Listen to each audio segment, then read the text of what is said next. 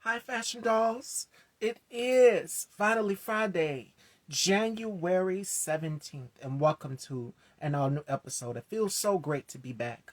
Joining me today in the dollhouse, you guys know our very special guest as the connector, and you know him as Willie and Father May I.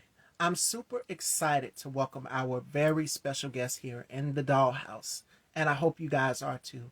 So, without further ado, Fashion Dolls, let's welcome to the dollhouse, Lester Greene.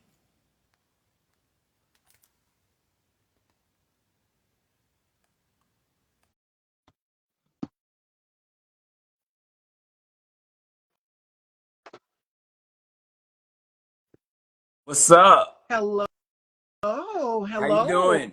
I'm wonderful. It is such a pleasure to have you here. Likewise, likewise. I appreciate this. I really do. I'm excited. I'm so honored to be in your presence. So, before we kick off this interview, how has 2025 been for you so far? It's been pretty quiet. I met some Yes. incredible people last week. We can get into that later. And I'm just looking forward to doing more this year. And What it's a about whole lot yours? more. The same here. For me, it started off this season because, as you know, I've been chatting with you throughout the Christmas break, throughout the holiday break, and saying that I was going to go into my 19th season. And this season has been a blast thus far, and I can't complain. I love it. Wow, 19 seasons? That's amazing. Yes. And we are on the road to 800 interviews. So thank you all so, so, so much for your love and unconditional support. I love that. Congratulations. Yes, thank you so much. So, um, you have a lot going on, sir. I don't know where to begin. So, I'd like to start from the beginning of your journey. Now, you were born in Germany, but raised in Texas. So, Right. tell us about that, your beginning, because I like to start my interviews with my guests all the way from the beginning so that I can know now at the current part of their story. Right, right. Nah, thank you. So I was born in Germany. My father was in the military. My parents were born in Guyana. And that's all we did was travel around. So I saw a lot of different people, met a lot of different races, made friends, had to leave friends, made new friends. And so I think that helped shape me as a person today. And I also think that when you're in the military or when your parents are in the military, there's a certain discipline that comes with that. My Yeah. father was very strict. He expected the best from me.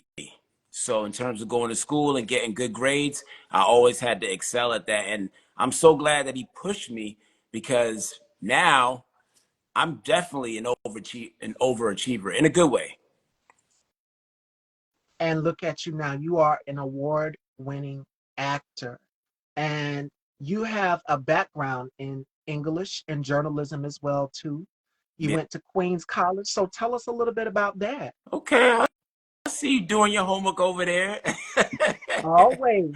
Yeah, I went to school for English and journalism, and I thought that that's what I wanted to do. I thought I wanted to be a journalist or a sports writer of some sort. And then after I graduated, I just went in a totally different direction. I started making music, I started rapping because my brother was a hip hop artist, and so he was rubbing off on me. And then before I knew it, I found myself in acting. I guess being a rapper and being an artist just got old for me. I got tired of just doing that. And so I pivoted. And then acting found me, and the rest is history. And you also ran track. You played basketball as well too. So Yeah. what was that like for you? Yeah, Yeah, I yes, I definitely had, did my research. yeah, Yes. I, I appreciate that. I definitely had hoop dreams. I thought basketball was going to be the golden ticket for me. I thought playing basketball was everything. I would hang out with my friends before school, after school. I'd play basketball before school, after school. I was just all about basketball. And then I realized that I wasn't good enough. And making it to the NBA just wasn't a reality. And so I just had to pivot. If you notice, I've been using that word a lot. Yeah. And I think it's very important to pivot. Sometimes you got to go down a different road. And that's what I did. And a lot of people, when you find something that you are passionate about, you like to weigh your options and find out what works for you. And you said, okay, this wasn't for me. I want to try something else. And not only that, speaking of basketball, but you were, what was it? You varsity, high school basketball varsity. So you took it from there and then you transitioned to writing. So where did that fire for writing come from? Because we all have a passion inside of us that we are destined to continue to go after. So for you, where did you develop that fire for writing? Well, I think when I was in elementary school, I was just really good at writing short stories or writing Mm. plays or just writing anything creatively. And it just stayed with me. I was just gifted when it came to putting words together. And so when I went to college, I met a professor. Her name was Professor Gross. She was amazing. She really poured into me. She saw that gift and she said, Lester, I think you should keep writing. And so I started writing more. I was writing these long form short stories and you name it, I was writing it. And then after I graduated from college, I took that writing and I started writing music.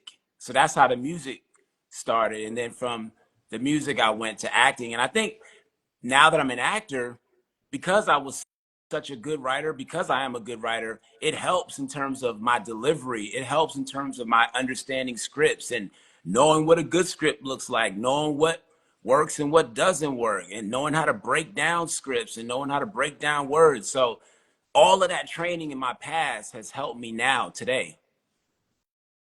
And after English and journalism, majoring at Queens College, something happened. Tragedy struck. And I see you, Angela Renee. Thank you, girl. Yes, still going strong here in 2025. 19 seasons in, and we are halfway at 800 interviews, y'all. So my goal is to try to go for 1,000. And I'm going to keep going. I'm going to keep going, educating the masses and bringing awareness to everything. So thank you all for your support. But for you, Mm, Lester, you witnessed something. Tragedy yeah. happened. What happened? Yeah. So I was walking with my friend and I just witnessed someone get killed, literally right in front of my eyes. And I grew up in a bubble of some sort. And so I had never witnessed something like that before. So I was just caught off guard. I was shocked. I was scared. I started running. I didn't know what to do. But I know for a fact that that lit a fire under me because that's when I started writing. Because I didn't want to keep that negative energy inside of me. I had to let it out. I had to express it somehow. And so that's where my love for music came.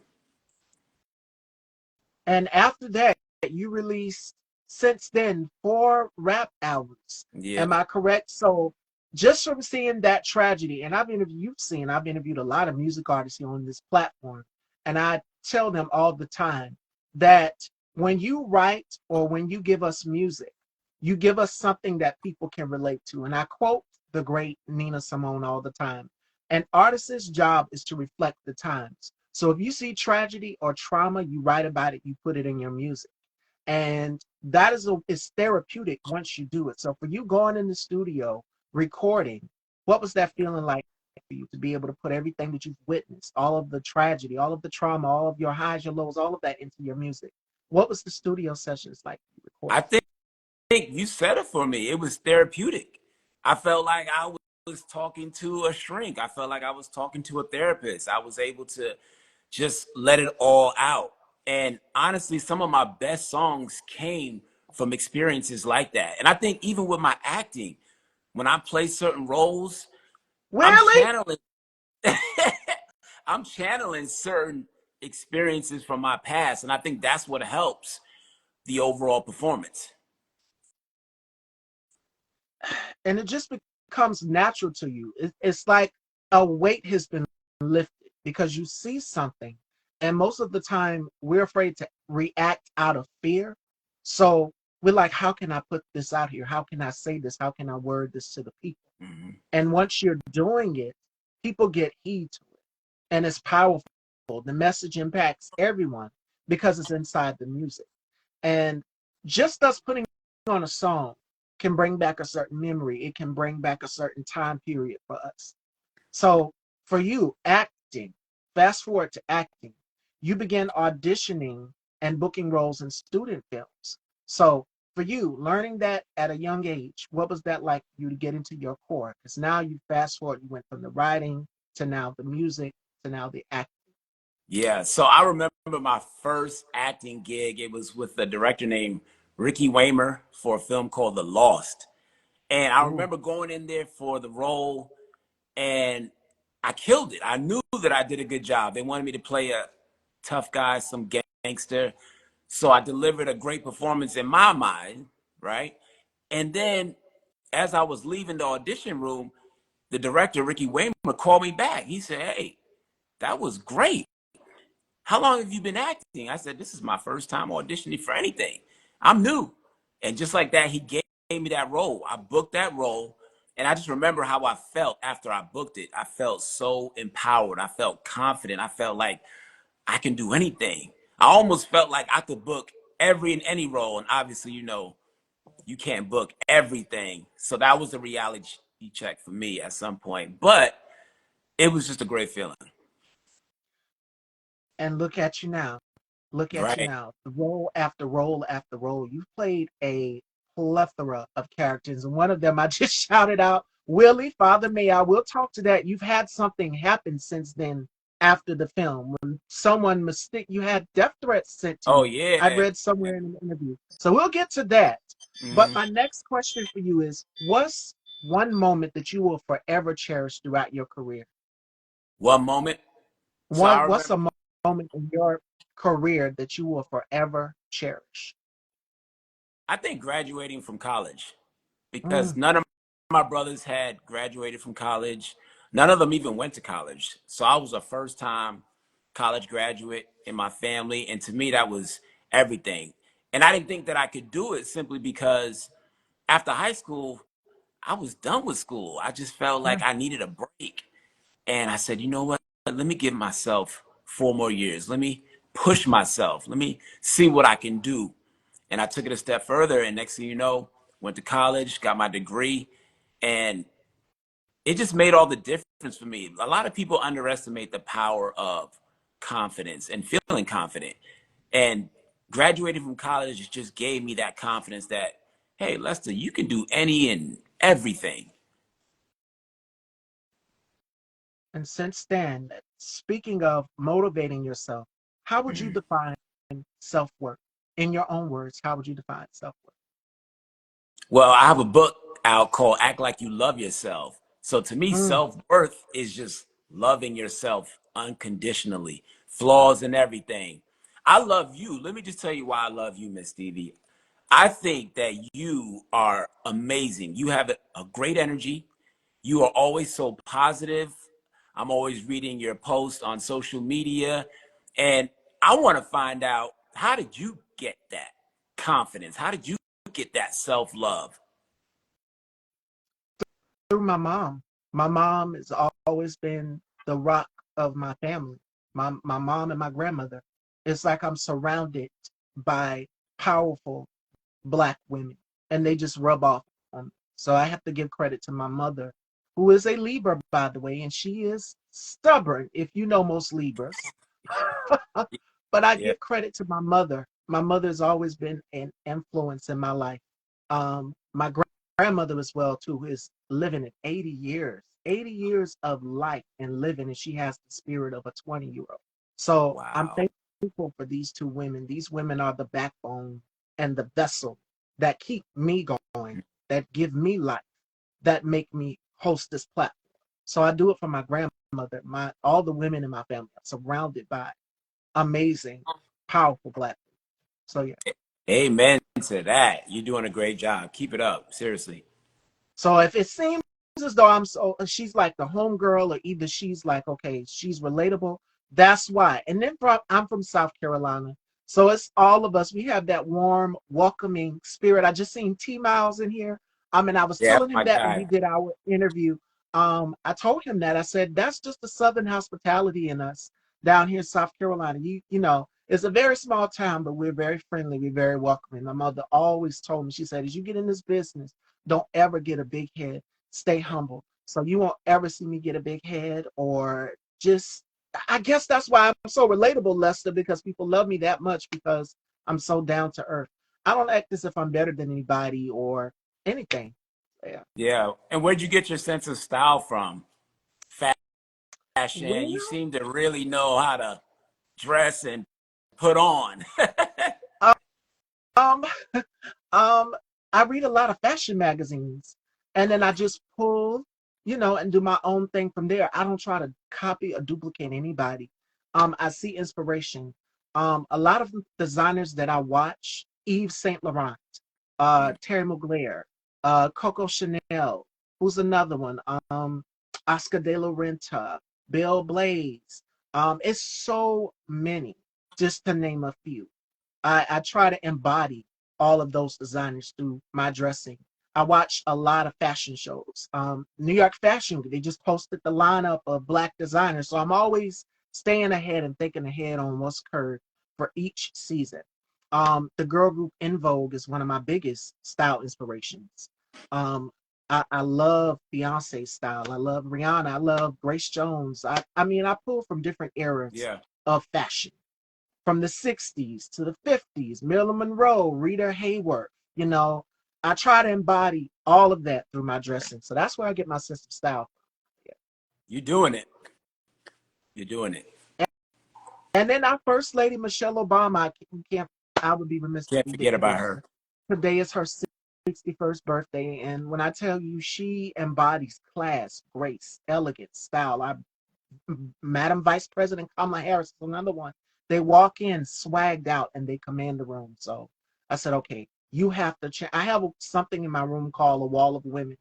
And when I would take my photos posting the outfit of the day, you would see the women on the wall. And on my wall, I have Diana Ross, Wow. I have Grace Jones, I have Taraji P. Henson, Rihanna, and then I have Kamala Harris. Whitney Houston, too, because I'm a big Whitney fan. I'm looking at it Wow. now. And I Wow. said, okay, all of these women embody what I embody, and that's strength, that's elegance, that's beauty, that's style, that's grace, and I include all of that through my dressing. So yeah, Wow. Amazing. Amazing. yes. So, oh my God, you threw me off. This is about you. You've got a lot Yeah, of but it's projects coming out, but about thank us you. though. It's about a collaboration. Yes, and speaking of collaborating, now the film. Let's get right into it because you guys have been waiting and anticipating this moment. Father May I. Now, I got on Terry about his character in the film when he was here. I Yeah. said, you played like the evil boyfriend in the film, but you were the cousin or the uncle in the film, or Yeah. yeah, the brother, the cousin, uncle in the film. Mm-hmm. Now, your character, you received, before I get into your character, I read somewhere in an interview or heard somewhere that you were receiving death threats for your character in the film. Yeah, I was getting death threats. I have receipts just in case something happens, God forbid. I can use those receipts as proof. And at first, I was insulted by it, but then people were telling me, "Well, Lester, if people hate you that much, if people hate your character that much, that means you did your job." Because Uncle Willie in Father May I 1, 2, and 3 is supposed to be hated. He's a Right. villain.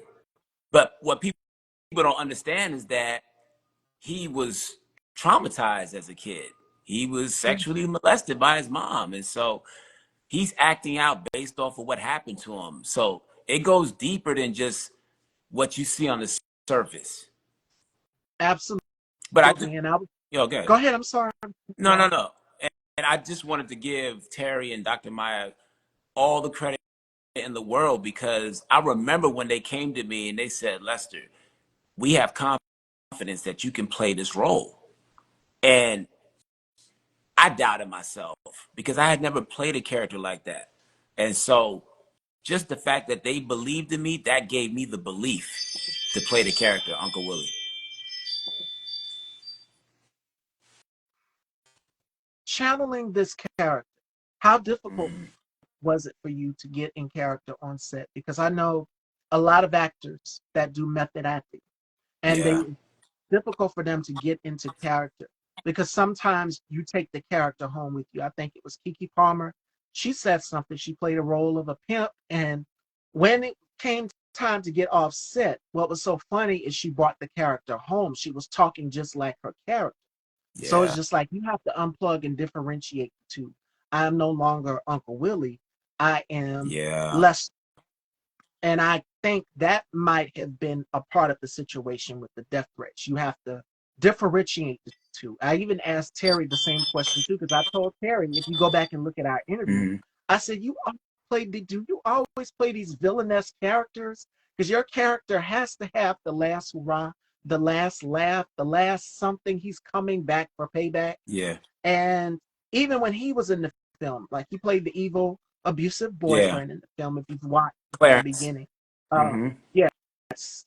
And I said, oh, I was so mad with your character. And women were actually coming up to him outside when he made a club appearance or something. He was going somewhere and doing some promo work for the film. And he said the women came up to him and was reciting the lines. And it was funny. He just laughed at it. They was like, we can't stand you. But then they recite the line from the film. So that happens. Has that ever happened to you? Yeah, definitely. And for me, just in terms of channeling the character, you have to know or understand that when I was younger, I was molested by my father. And so I know what that looks like, being molested. So I channeled a lot of my father because my Mm. father was very abusive. So that's where I went. And so when you see those tears on the screen for Father May I 1, 2, and 3, just realize and understand that those are real tears. That's real pain that I'm pulling from. And in terms of Terry, I remember some of the scenes with Terry, and he's like me. He goes all out. He doesn't hold back. He totally commits. When I was on set, I was drinking alcohol. I don't even drink, but my character, Uncle Willie, is an alcoholic. So I'm the kind of person who's going to drink because that's what my character would do. And same thing with Terry. I know Terry, he was drinking and smoking, and he totally committed. So shout out to Terry T. Miles. Shout out to Dr. Maya for just believing in me and giving me that opportunity. And it's funny because I go to Kroger, I go to Walmart, people stop me. I've taken pictures with people. I've posted it on my social media page that somebody recognized me from Father May I 1 or from Father May I 2 or from Father May I 3. And it's a beautiful thing. I have to admit, I've gotten the most recognition from playing Uncle Willie than ever before. Yes. And your career has taken off from this film, from this project. I've watched all three sequels now. And the second one, when it starts off, it's like, okay, he's battling with an identity crisis. And you were drinking and you were crying in the beginning. I can't give the whole film away. Yeah, But then the third one, we see a shift in your character. I think it's either the second one or the third one. You fall in love with this young lady, and and third this one. young lady Hmm. understands. Yes. And then your mom in the film, she kept interfering, like getting jealous, interfering in the relationships. You guys just have to go watch all three. I've watched the whole entire sequel. I was mad with your character, but I'm just like, it stems from somewhere. The trauma starts from somewhere. It does. You know, that cycle, it starts from somewhere. So it's like you kind of have to understand where the character is coming from as well too. The character, the villain has a story behind them as well too. So it's not just the hero. We see the hero, we see the good guy in the film. They have their story, but we want to know more of the backstory about the villain as well too.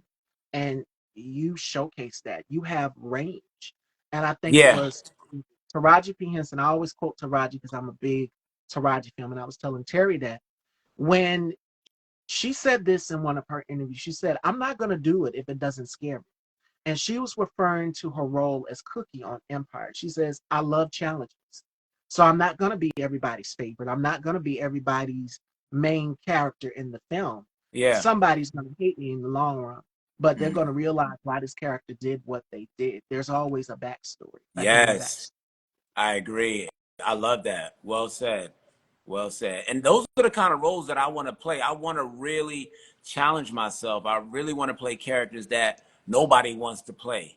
I remember telling somebody I wanted to play a slave, and that person looked at me like I had three heads. And I said, yeah, I want to do something that I've never done before. I want to really push myself. And that's how you get better, by trying new things out, experimenting. And that's what I intend to do moving forward. Have you made space in your life for what you want? Because at this point, you have it all. You have a successful acting career. You also host a platform as well, to which we'll get into. But for you, have you made space in your life and your career to say, okay, this is something that I love doing. This is something I want to add to my lineup of work. In terms of acting, Yes, or just in general? Oh, just acting? in general, because you do it all. You Yeah, rap, you perform, you do music. You also host a platform, which we'll get into as well too. yeah. You have it all. Oh my God! And look at there in the love in the comments. Anthony Clark, Baby Joy says, "Hey Lester." Oh, salute. Oh, I met Anthony Clark, since you mentioned him. Wonderful man, producer, author. He got a book out called The 48 Laws of the Chain Gang, and he is doing some incredible things. He has a movie called Hidden Lies on Tubi right now. Definitely check it out. But I met him through Deron Robinson from the Let's Talk Indie talk show, and we hit it off right away. And so we're gonna be working on something really special. Can't talk about it now, but I'm excited about that. So I'm really excited about just meeting like-minded people. Somebody like yourself, I feel like you have a great energy. I love meeting people like that. My friend Nadira Pankey, she has a wonderful spirit. My friend Andrew R. McAllister and Marcus Wilson. The list goes on and on. There's so many people out there that I just really connect to, and I want to connect with more people. That's my goal. That's why they call me the connector. I'm all about connecting people to the plug, to the source. If I can help you, I'm going to help you. And I'm not asking for anything in return. I'm not asking for a handout. So I think that's my mission in life, is to just be of service. In your own words, what does love mean to you? Love means love. And what I mean by that is you have to love someone regardless of flaws, regardless if that person is old or young or is handicapped. I love so hard. So when somebody hurts me, it really affects me. Does that make sense? I know some people who don't mind having casual connections and casual relationships and friendships. I'm not that guy. If I call you my friend, just know that I love you. And that love goes very deep, sometimes too deep for some people. But that's just who I am. I'm not going to change who I am. I just love showing love to people. And that's real. I'm looking at Yeah. some of you guys' comments. Let me read some of you guys' comments.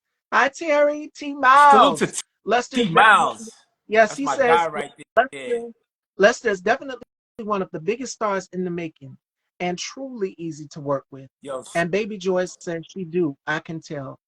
salute Terry T Miles. We were just talking about him with Anthony Clark. I was talking to Anthony Clark about T Miles. I thought he would be a great fit for what we're working on. So Terry T Miles, even when you're not in the room, I'm talking about you in a good way, baby. The same here. I mentioned that interview. He was just like, when I told him, he asked me, what was the question that he asked me at the end of our interview? I can't remember. It was something to the extent of which would have to be one of, I said it was one of my greatest interviews. And he just kind of gave me a look like, girl, please. Because y'all know who I've interviewed. I've had so many people on the platform, and he gave me that. I really did enjoy that conversation, though, because he came from a place that is real. Yep. He came from a place that is helping people. And Yeah. Terry has the type of spirit to help people. And what I didn't know is that he knows my girlfriend, Simone Jones, and I'm pretty sure you know her too. Yeah. She's also Yeah. worked on a project Yeah. I know you're talking as well. about Yes. good people. And we were talking about Simone, and I said, you know her too? She's like a baby sister to me. She's like a baby sister. I'm like big sister. And when I connect with somebody, I'm Yeah. very protective. And I think that's a Scorpio trait.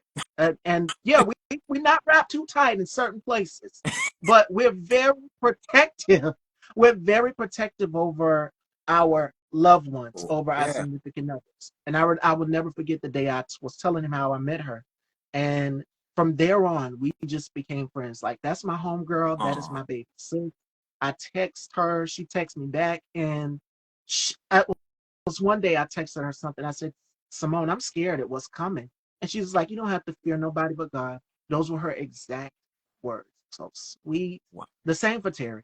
Real. Yeah. I was nervous doing that interview, but we had a good time. I We had a good love that. I love that. It's rare when you meet real people. So when you meet them, you want to hold on to them and stay connected to them. So I'm not surprised at all. I second that emotion. time. Yes, yes, yes, yes. If you could receive closure from one person at this point in your life, it's a person that you miss. If you could receive closure that you never give into a person, what would your closure be? What would your gems be that you would give to that person, or words be what you Closure.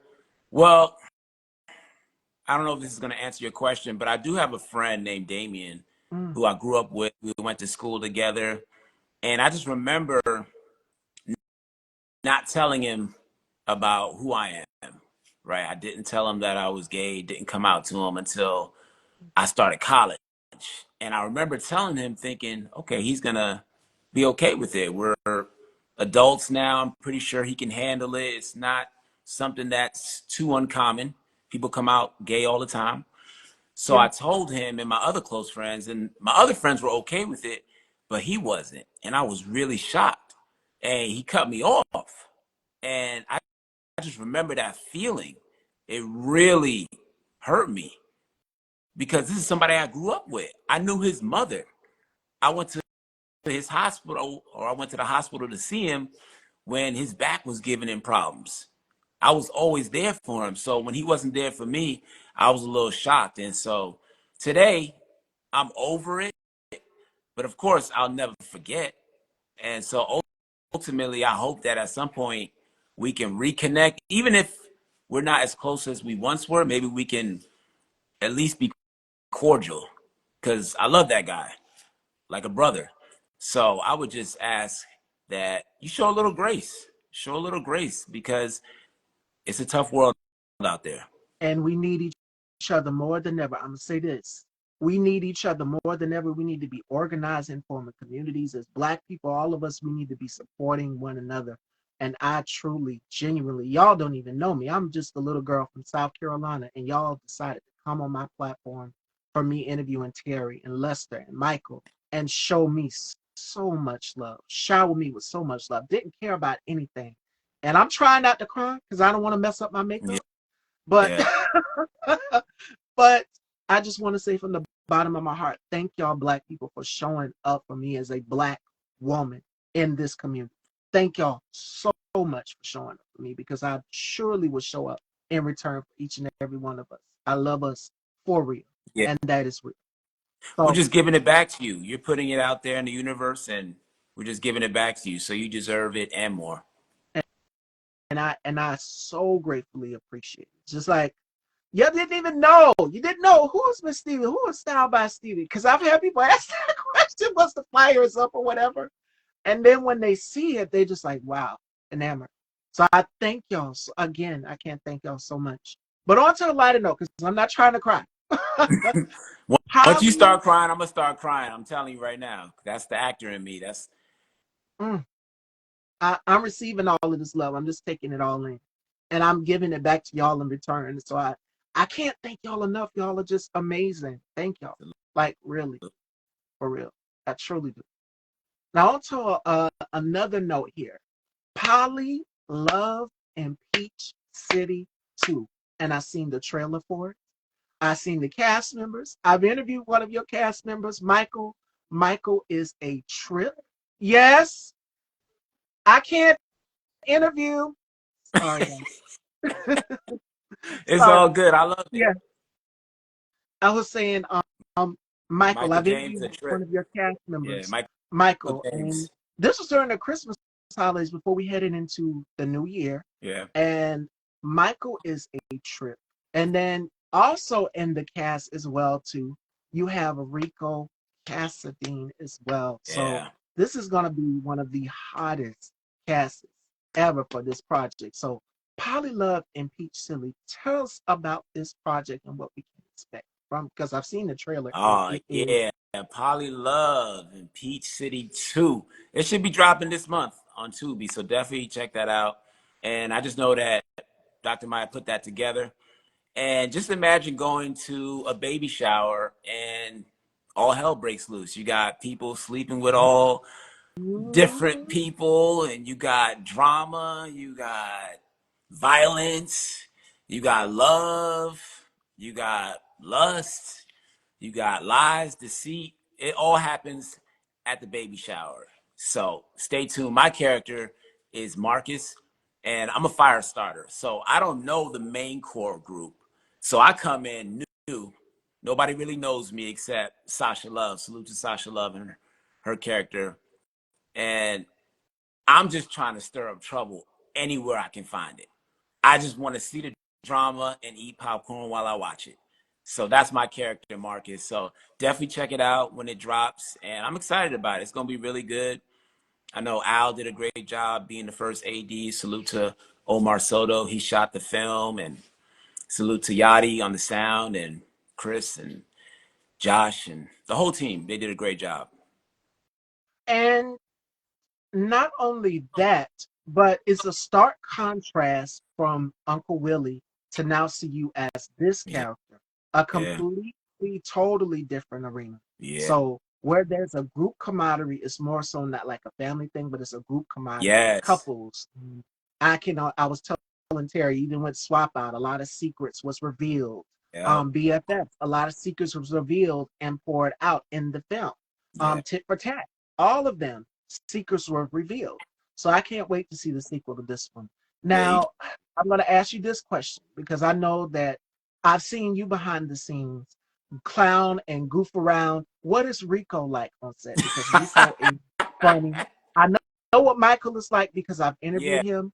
So, Rico, what is Rico like behind the scenes? Because I know he's another So one that you kick salute to. to Rico Cassadines. So he comes in and he's just a ball of fire, a ball of joy. Keep in mind, he's new on the scene, but when he shows up on set, it's like everybody knows him. Oh, who are you? And Rico's already connecting with people, vibing off of everybody's energy. He's one of those guys. You just gravitate towards him. You don't know why. You just gravitate towards him and you like him and you talk to him and you share stories and laughs. And he's just a lot of fun to be around. And he brings that same energy to his character and to his film work, which translates very well. It's very believable. It's very real. That's one thing about Rico. He's as real as it gets. You were talking about Terry's Oh, yeah. so real and Michael James. Rico is as real as they come too. So you'll like him. You definitely should interview him.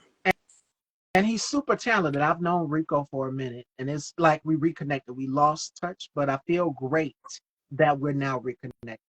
And super talented. So if you guys Yeah, have very not talented. seen the trailer for it, definitely go and check out the trailer.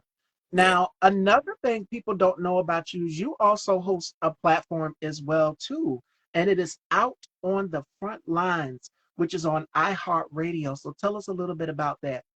Yeah, I started out on the front lines as soon as the pandemic hit. It was just something to do.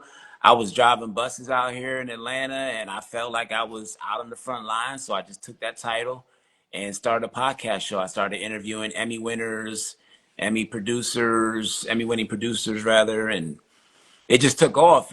And I really enjoyed doing the show because it gave me something to do during those tough times. And then from Out on the Front Lines, I transitioned to the Lester Greene Talk Show, which is on Tubi right now. And I interview some talented people. I interviewed Marcus Wilson, Nas Pankey, Andrew R. McAllister, Karan Riley, who's a former NFL player, now Hollywood actor, and so many other people. I'm just grateful to be able to create content. That's all I really want to do is just be creative.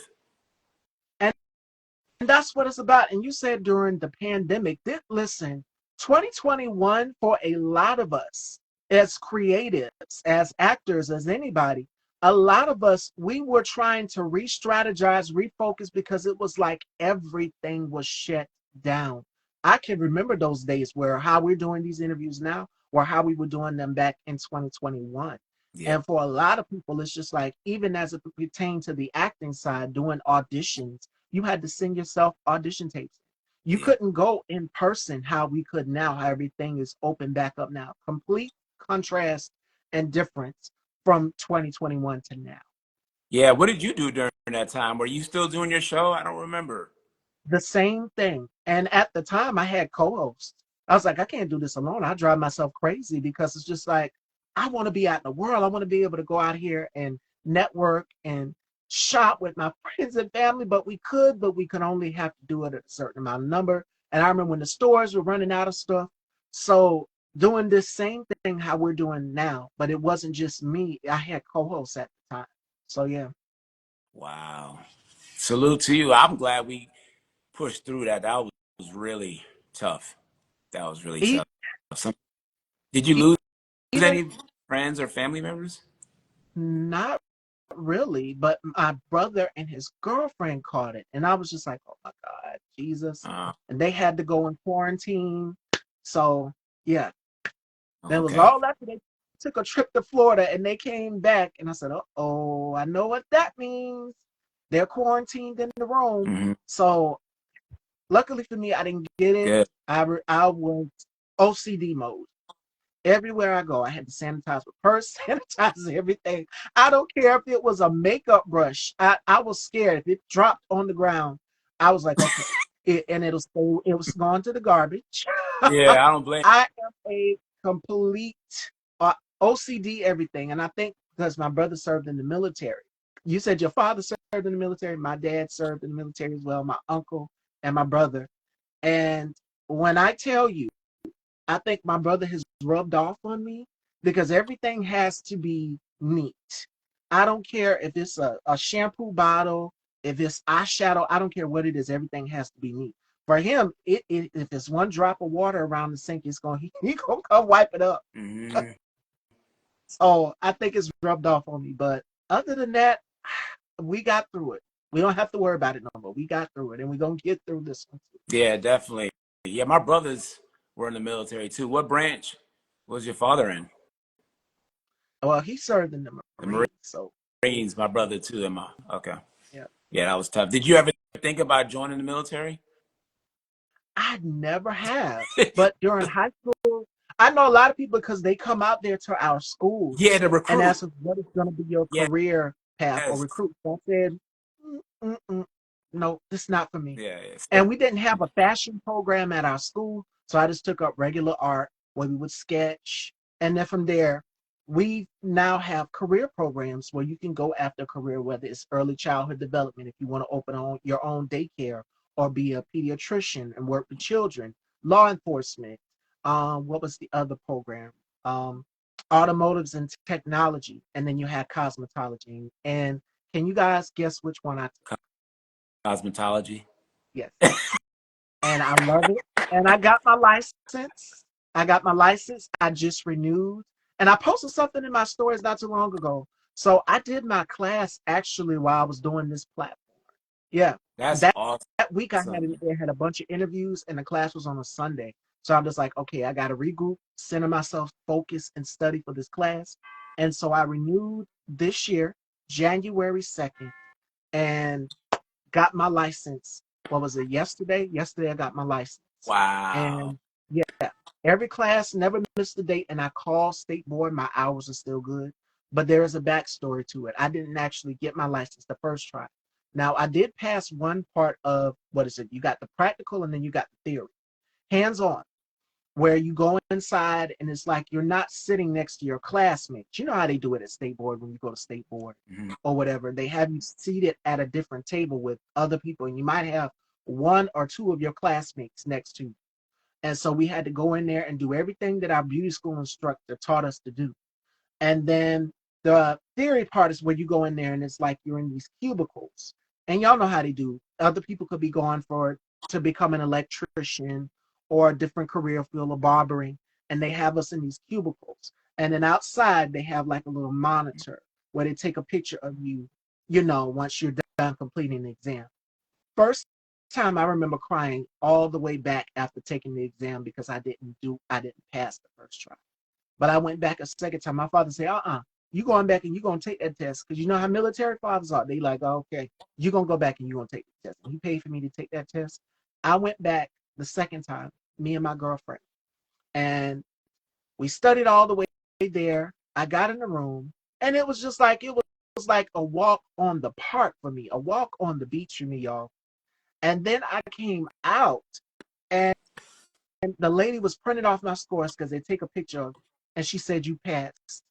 Lester, y'all, when I tell y'all I wanted to scream, I said, oh, can I scream? She said, no, baby, you can't. So you wake up. I remember when I got down to what was it, the second or either the third flight of stairs and that door on that exit out. And I screamed so loud and I hugged my instructor. But my girlfriend didn't do so bad. So I had to be the pep talk, give her the pep talk. You said she didn't do Like, so you got well. this. Yet she didn't do so well the second Uh, time. And she was upset about it. She didn't cry or anything, but she was upset about it. So I was like, girl, you got this. You got this. You got this. If I can do it, you you can can do do it. it. So I passed flying colors and licensed registered cosmetologist. I don't talk about it a lot. A lot of people think fashion. She knows fashion. But yeah, that's one part of me too. So yeah. Wow. Did your friend ever go back and take it again? You know what? Motherhood. Motherhood. Motherhood. She's a mom now. So it's like you have to find that balance. There are some Yeah. girls who are just like, I'm not going to go back because it was 23 of us in that class. And they were just like, I'm not going to go back and take that test. Mm, And then as time became dwindling down for training to go to state board, people were dropping out the class. It was like, we don't want to do a phase two. I completed that whole class over, part one and part two. So, yeah, that's to awesome. anybody out there, that, you know, and then I learned from watching the women in my family grow up and do their own hair. And then my Wow. grandmother and my mom. Yeah. I see Hmm. big things for you. I hope that you realize all of your dreams because you definitely have a gift. Just from interacting with you right now, I can see it. So much continued success. Thank y'all so much. And it takes a lot of hard work and dedication and just consistency, studying. Even hosting this platform, it takes research. Lester was shocked because he was like, how does she know all of these things? Even Terry, how do you know some of these things? My guests are shocked because I do my research. I have to study hard. I have to study hard, y'all, and make sure that I'm providing the truth to people because we, more than ever, we need the truth. And we need somebody who's going to give people the truth. And if I'm incorrect on something, let me know. So, yeah. Let me know. Nah, you're doing a great job. I've been watching your interviews for a while now, and I love watching them. And it is nerve wracking because I thought you were going to be like your character, the same for Terry, the same for any other character that any other person that I've interviewed on my platform. I was nervous, but people don't see it. They don't see it. It's just like, how do you do it? I pray that we have a great interview before we come on. I pray we always have a great show. So this one was just like a piece of cake. It was a walk in the Yeah, park. definitely. I knew it was going to be great. You have great energy. I have great energy. We claimed it before we even got on. I knew we'd have a great Yeah. interview. So before we close out Fashion Dolls, I would be remiss if we didn't get into our two game segments here with Let's Start. Y'all ready? And this is for my viewers out there, my newest viewers. I see y'all out there as well too, coming in. We're gonna do something, and I did it with Terry as well too, called Turn the Tables and the Rapid Five. All right. So Lester has to tell me 5 things he can't live without. And then also in the Turn the Table segment, this is where my guests get to ask me questions, as many as they want: life, love, relationships, passions, goals, fashion, beauty, whatever they want to know, etc., etc. Listen, this is me cutting the velvet rope. For those of you who do not know Miss Stevie, you get to know a lot about me through those questions. And I'm nervous because my heart is beating fast. I don't know what Lester's going to ask me. So we're going to start off with the rapid five. What are 5 things that Lester can't live without? 5 things I cannot live without: my husband,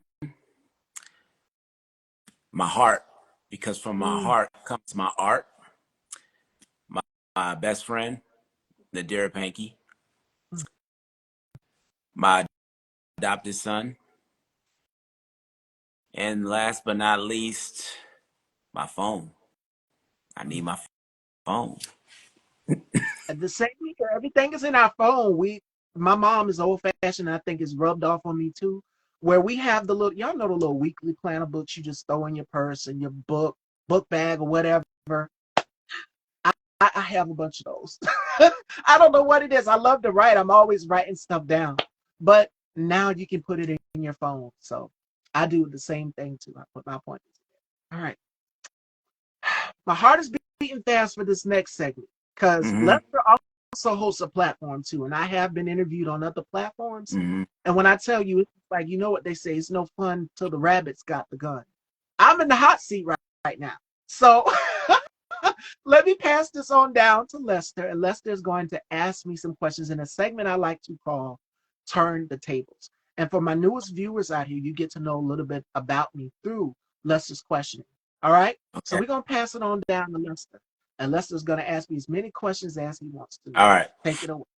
Since we're talking about Uncle Willie and Father May I and trauma and heartache and pain, can you give us an example of a time when you were victimized, and can you talk about how you felt afterwards? Ooh,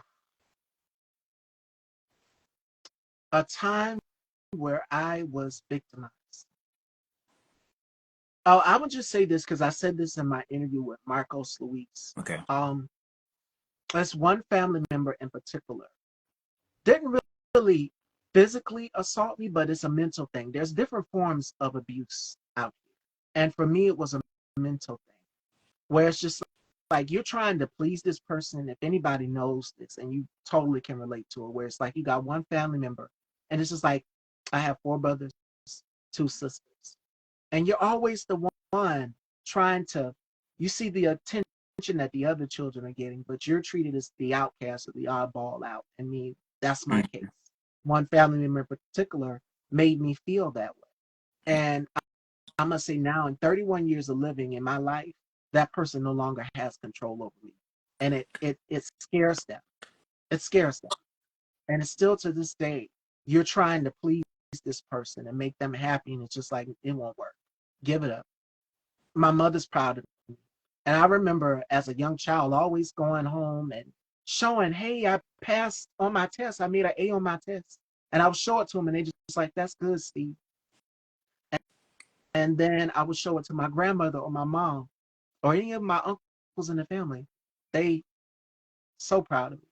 But it's completely opposite from the other families. So that's just an insight. If you know, you Yeah. know. If you go back and watch that interview, I've really delved into detail on it. Yeah. So yeah, I have suffered emotional abuse. Hmm. Okay. Another question. Let's talk about love and what love means to you. Have you ever been in love, and what does love look like to you? What does love look like to me? Love to me is being surrounded by people who truly, genuinely care for you. You know, your day one. Like you said, your friend. And my case was different. My friend, and I want to give her a shout out, Felicia, and she just texted me today. That's like my sister. I lost my sister in 2018. I'm sorry. And since then, I know it's bittersweet when June 29th rolls around, which is her birthday, because it's just like, even with the Christmas holidays, how do we celebrate this? When you lose a sibling, it's just like, I don't want to celebrate. Why am I celebrating this? This is not a time to be rejoiced. This is not a time to be happy. I just lost my sister. I'm grieving. But my mother said, you know what? She would want you to celebrate because she's a happy person. She's not the type of person where she would want you to be sad or down. Because my sister, she would cook during the Christmas holidays and bring everybody Yeah. something. But it's those little things. What love means to me is being surrounded by the ones who uplift you. And I must say, by y'all showering me with so much love, Miss Stevie, coming to my platform, watching my interviews, that gives me happiness and a glow like none other. It's just like a man made love to me, and I'll come in the next day and I'm all glowy and stuff all over because y'all love me. And that's what keeps me going. But losing a sibling is a pain that nobody can ever take away. Losing a parent, and to anybody out there that's lost a parent, even what's going on in California, I'm not even going to dive too deep into that, but I'm seeing it. I know what it's like to lose somebody that you truly, genuinely care for. So, love to me is unconditional. It's a type of love that you can't buy. Love can't be bought.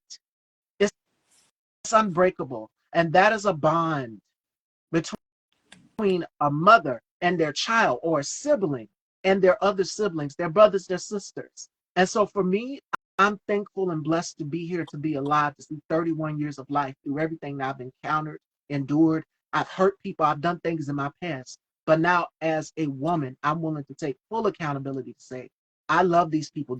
These people have held me accountable. These people have held me down. And this is where I am right now in my life. And I'm the most happiest I've ever been. So that glow from within, it comes from y'all. It comes from my mom. It comes from God. God firsthand is the person who gets me up in the morning to be able to tell my story, to tell my testimony. Because I'm not always an open book with people. I've always been very private. But this is me unveiling myself to the world. Like you unveil artwork. This is me unveiling all of the layers of myself to the world. And when you're in a public eye, you share the truth with people. So love to me, unconditional love, being surrounded by the ones that you know that care for you, having your mother there to tell you, I'm proud of you, having your siblings there to encourage you along the way. And the ones that have left out of your life, you let them go. Mm. And I'm sorry, I didn't mean to get less emotional, Nah, you guys, but all right. that's been heavy on my heart. That's been heavy Nah, on it's my. great. I needed to hear that. I appreciate that. And I don't know if I have enough time for one last question for you. You sure do. Okay. What's your goal for Style by Stevie? What's the ultimate goal for this show? Where do you see it going? Give us a full picture. I told Terry this in my last with him, in my interview with him. I said, we got Oprah. Oprah has a network. I want to be the second Black woman to give everybody a platform. Yourself, Dr. Maya Speller, uh, Terry, T Miles, anybody who I've interviewed on this platform, Black. I love what Isaac Hayes on Fanbase is doing, building his platform. That's what I want to do. My platform, I want people to have the same thing by somebody who looks like them. Mm. So that's what I want to do. I want to have my own network and put this show on there along with other filmmakers and their projects as well too. So everybody Black, like Issa Rae said, and she said it best, I'm rooting for everybody Black. And I want to make sure that there's more representation of us out here more than ever. Amen. I love that. Thank you for answering that and all of my other questions. Yes, yes. So before we let you go, Lester, are there any words of encouragement? Because this is a very powerful interview. Again, I didn't mean to make anybody tear up, but if you're feeling it, sometimes when God speaks to you, He speaks to you in so many different ways, and He spoke to me today. Yeah. Because honestly, there are days when I don't feel like getting up in the morning, but I wake up and I open these beautiful brown eyes that you guys see staring back at you every day, and I look at myself in that mirror and I said, because I always do affirmations. I'm surrounded by people who uplift me. I'm Mm. surrounded by people who love me, who care for me. And when you have that, you are unbreakable. You are invincible. So to anybody who feels like giving up, who feels worthless, who feels hopeless, I want you to know that there is a day to get up. There's always another day to wake up. We're going to be all right. Don't worry about the darkness that's coming, because trust me, there is some light that is going to shine, and it's going to be a very bright light. Hence why I always put a disco ball emoji after everything, because you guys, you guys are the bright light. The bright light is within you. So I Mm. wanted to leave you guys with that, and then the final thought. But Lester, before we go, words of encouragement that you would like to leave. I'm full. I think you said so much that really resonated with me. And I'm glad that we got a chance to connect during this interview. And I just wish you nothing but success moving forward. I wish you nothing but health and safety. And I know the sky's the limit for you and myself. Let's just keep moving forward. And salute to everybody who was listening and watching the interview. I appreciate everybody. And I appreciate y'all with so much love. I know I'm a boohoo crying watching this interview back. I was trying to hold it in because I wanted to preserve the face. I was trying to hold it in. But today's final thought comes from William James. And he says the greatest weapon against stress is our ability to choose one thought over another. And I want you guys to remember that in these next few going months, years, decades. I want you guys to remember that. Put yourself first and pour into yourself. Love on yourself and cherish yourself and take care of yourself because we cannot pour from an empty cup. I want y'all to Mm, remember that. We cannot pour from an empty cup. mm. And how I keep going, because I do this platform 5 days, Monday through Friday, 5 days a week. And what keeps me going is the grace of God. I don't know what it is. That's my battery. Because you know, when a car runs out of gas, what do? You have to refill and replenish. And sometimes I take those breaks for myself and I come back rejuvenated. We originally had a show scheduled yesterday, but we got something set up for the spring coming. So make sure you guys are staying tuned. And thank you all so much for your love and your unconditional support. So, Lester, where can everyone follow you and check you out? This was such a powerful conversation, and I hope you all take something away from this. Well, I would definitely say follow me at actor Lester Greene on Instagram. And I just wanted to give one shout out to Michaela Knox and John Black because we worked on a film called Uneven Deception that's coming out very soon and it's going to be incredible. So please follow me and I'll follow you back because we're in this together. Yes, yes, yes. And Polly Love in the City 2. Polly Love in Peach City 2. I'm getting it Yeah. mixed up. Yep. uh, Stay tuned for that, Fashion Dolls. If you have not seen the trailer, please go and check it out. Make sure that you go and check out everyone, Terry Miles, check out his productions. Terry's working on some things. So I've seen flyers. Make sure you guys please go and support these Black filmmakers, producers, and directors. And most of all, thank you for supporting Black women, Black business. It means a lot to me that y'all support my platform, independent platforms, everything. Make sure you're going out here and you're supporting them more than ever. So thank you all. Joining me Monday, we have Elijah Lamar. So make sure you guys tune in then, and I will see you then, Fashion Dolls. This interview will be uploaded to Style by Stevie Daytime on YouTube. And make sure you head on over, subscribe, and hit that bell. Take care, everyone, and y'all be safe. Have a fabulous weekend, and mostly importantly, stay Style by Stevie. Take care.